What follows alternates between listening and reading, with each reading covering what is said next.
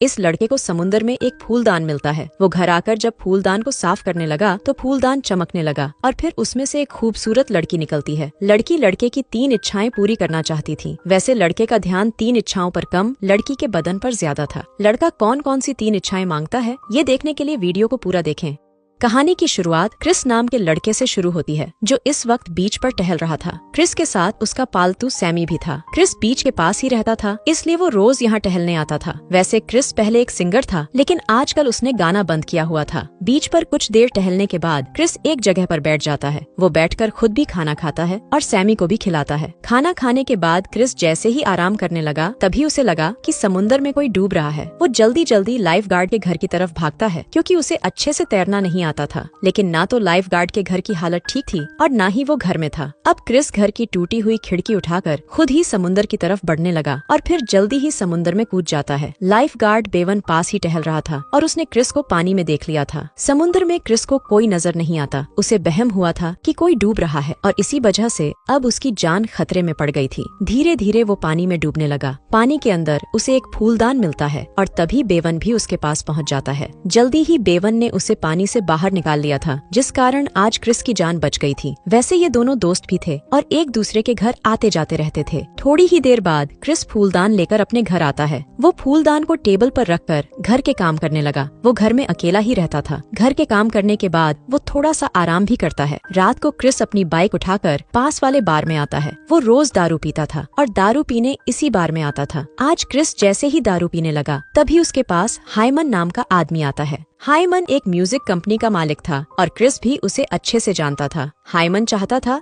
कि क्रिस फिर से गाने लगे और उसकी कंपनी के लिए गाए, मगर क्रिस ने गाने से साफ साफ मना कर दिया था। हाइमन उसे पैसों का भी लालच देता है, लेकिन क्रिस फिर भी नहीं मानता। दरअसल पिछले महीने ही क्रिस का अपने छोटे भाई जिमी से झगड़ा हो गया था। जिमी भी गाना चाहता था। वो चाहता था कि क्रिस उसकी मदद करे, लेकिन क्रिस उसकी मदद करने से मना कर देता है। जिमी गुस्से में आकर उसके घर से तो निकल गया, लेकिन रास्ते में ही उसका एक्सीडेंट हो जाता है और वो मर जाता है। बस उसी दिन से क्रिस ने गाना बंद कर दिया था, जिस दिन उसके भाई की मौत हुई थी। क्रिस को लग रहा था कि उसने जिमी की मदद नहीं की, इसीलिए उसका एक्सीडेंट हुआ था। घर पहुंचकर क्रिस पहले फूलदान साफ करता है और फिर वहीं बैठकर आराम करने लगता है। फूलदान को साफ करते करते उसने उसे रगड़ दिया था, जिस कारण घर के आसपास तेज हवा चलने लगी थी। देखते ही देखते फूलदान चमकने लगा और ये देखकर क्रिस डर गया। अब जल्दी ही फूलदान से एक खूबसूरत सी लड़की निकलती है। क्रिस हैरान हुआ, सब देख रहा था। लड़की बाहर निकलकर उससे कहती है कि मेरा नाम रूही है और मैं तुम्हारी गुलाम हूँ। क्रिस का ध्यान उसकी बातों पर कम, लेकिन उसके बड़े बड़े तरबूजों पर ज्यादा था। उसकी नजरों को पहचान कर रूही ने क्रिस की ही एक शर्ट पहन ली। वो अब जैसे ही उसके पास जाने लगती है तो वो डर कर पीछे हटने लगता है। रूही उसे समझाती है कि मैं तुम्हारी 3 इच्छाएं पूरी कर चली जाऊंगी। क्रिस को उसकी बात पर यकीन नहीं होता। वो खुद को संभाल कर मजाक मजाक में कहता है, मैं अभी बारिश देखना चाहता हूँ। उसकी बात सुनकर रूही अपना जादू करती है और उसी पल बारिश शुरू हो जाती है। क्रिस यहाँ रहता था, वहाँ बारिश नहीं होती थी, इसलिए वो अब बेहद हैरान था। बारिश इतने जोर से होती है कि घर की छत से भी पानी गिरने लगा था। क्रिस की पहली इच्छा पूरी कर रूही भी बेहद खुश थी।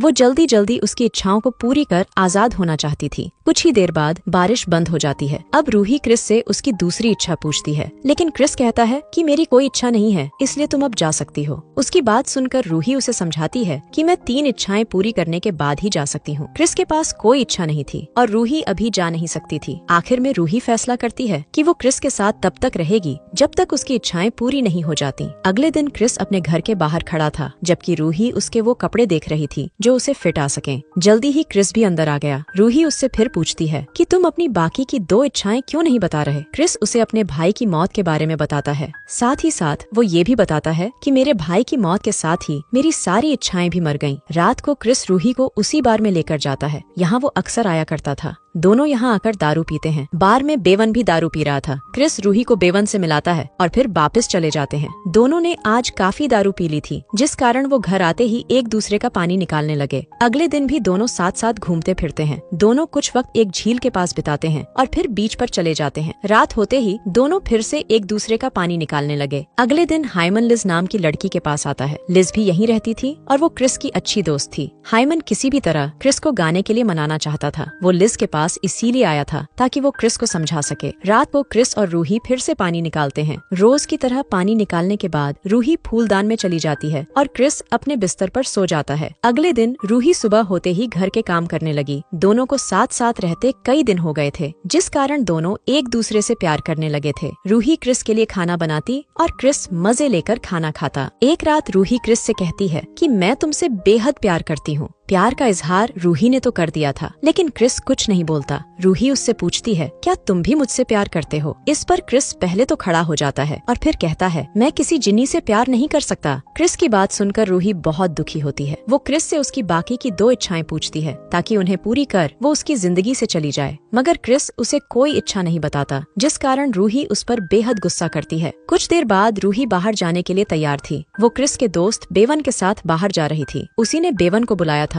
और जल्दी ही वो उसके साथ चली जाती है। जल्दी ही दोनों बार में आकर दारू भी पीने लगते हैं। उधर क्रिस भी घर में दारू पी रहा था। रूही जिस तरह बेवन के साथ गई थी वो उसे बिल्कुल भी अच्छा नहीं लगा था। रूही के जाने के बाद उसे एहसास हो गया कि वो रूही के बिना नहीं रह सकता। इसी बीच लिज क्रिस के पास आती है ताकि उससे हाइमन के बारे में बात कर सके। क्रिस इस वक्त बेहद नशे में था। लिज उसके लिए कॉफी बनाती है ताकि उसका नशा कम हो जाए। कॉफी पीते पीते क्रिस उसे रूही के बारे में सब बता देता है कि वो फूलदान से निकली हुई जिनी है। इसके साथ ही वो लिज को ये भी बताता है कि मैं उससे बहुत प्यार करता हूँ और उसी के पास जा रहा हूँ। लिज को सब बताकर क्रिस तो चला गया, लेकिन लिज की नजर फूलदान पर जम गई थी। थोड़ी ही देर बाद क्रिस रूही के पास पहुँच गया। वो उसे घर चलने को कहता है, लेकिन रूही उसकी बात नहीं मानती। वो कहती है कि तुम मुझसे प्यार नहीं करते, इसलिए मैं तुम्हारी बात नहीं मान सकती। रूही क्रिस पर बेहद गुस्सा थी। क्रिस उसे समझाकर घर ले जाना चाहता था ताकि वो उसे समझा सके कि वो उससे प्यार करता है, जबकि रूही को लग रहा था कि क्रिस अपनी इच्छाएं बताना चाहता है। वो क्रिस से कहती है कि तुम यहीं अपनी इच्छाएं बताओ और फिर यहाँ से चले जाओ। क्रिस गुस्से में आकर कहता है कि मेरी दूसरी इच्छा है कि मुझे एक साधारण लड़की मिल जाए। रूही कहती है कि तुम्हें जल्दी ही साधारण लड़की मिल जाएगी। अब क्रिस तीसरी इच्छा बताता है कि रूही हमेशा हमेशा के लिए वहीं चली जाए, यहाँ से वो आई थी। क्रिस की आखिरी इच्छा सुनते ही रूही की तबीयत खराब हो गई और क्रिस किसी तरह उसे संभालता है। कुछ देर बाद क्रिस उसे घर ले आया था। रूही की तबीयत इसलिए खराब हुई थी क्योंकि वो वापस जाना चाहती थी, लेकिन उसके पास उसका फूलदान नहीं था। रूही ने क्रिस की तीनों इच्छाएं पूरी कर दी थी। क्रिस की तीसरी इच्छा थी कि रूही वहीं चली जाए, यहाँ से वो आई थी। क्रिस की तीसरी इच्छा पूरी करने के लिए उसे फूलदान चाहिए था। क्रिस को भी जल्दी ही पता चल जाता है कि फूलदान लिज के पास है। वो जल्दी जल्दी लिज के घर जाता है, लेकिन वहाँ उसे लिज नहीं मिलती। लिज इस वक्त समुद्र किनारे बैठी थी और फूलदान उसी के पास था। लालच में आकर उसने फूलदान तो उठा लिया, लेकिन उसे ये नहीं पता था कि इसमें से जिनी कैसे निकलता है। अगले दिन लिज को अपनी गलती का एहसास हो जाता है कि उसने लालच में आकर क्रिस को धोखा दिया है। वो फूलदान क्रिस को लौटा देती है, जिसके बाद क्रिस रूही को लेकर समुद्र किनारे आ जाता है। जल्दी ही रूही फूलदान में चली जाती है और क्रिस फूलदान को समुद्र में बहा देता है। अगली सुबह भी क्रिस बीच पर ही था। रूही के जाने के बाद वो इतना दुखी था कि रात को वो बीच पर ही सो गया था। वो जैसे ही नींद से जागता है तो उसकी नजर एक लड़की पर पड़ती है। लड़की बीच पर ही टहल रही थी और वो क्रिस के पास आकर उसकी तबीयत के बारे में पूछने लगी। ये लड़की बिल्कुल रूही जैसी ही दिखती थी और उसे देखकर क्रिस भी हैरान हो गया था, लेकिन जल्दी ही क्रिस समझ जाता है कि रूही ने उसकी दूसरी इच्छा भी पूरी कर दी। क्रिस की दूसरी इच्छा थी कि उसे एक साधारण लड़की मिले और अब वो उसे मिल चुकी थी। पूरी कहानी में हमें यही दिखाया गया है कि जो लोग जिंदगी से निराश होते हैं उनकी इच्छाएं भी मर जाती हैं। क्रिस भी अपनी जिंदगी से निराश था, इसलिए उसकी भी कोई इच्छा नहीं थी। इसी के साथ इस कहानी का यही अंत हो जाता है। हमारी वीडियो देखने के लिए बहुत बहुत धन्यवाद। अगर आप ऐसी ही वीडियोस के दीवाने हैं तो प्लीज मेरे चैनल को जरूर सब्सक्राइब करें। मिलते हैं अगली वीडियो में, तब तक के लिए नमस्कार।